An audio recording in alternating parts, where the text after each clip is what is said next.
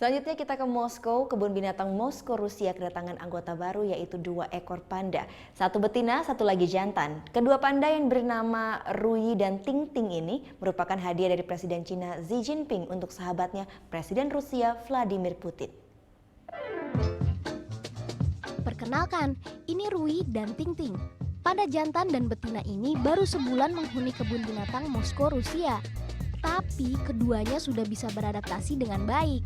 Buktinya, Rui dan Ting Ting nampak bahagia bermain di kandangnya dan dengan nyaman menikmati bambu segar dari Cina.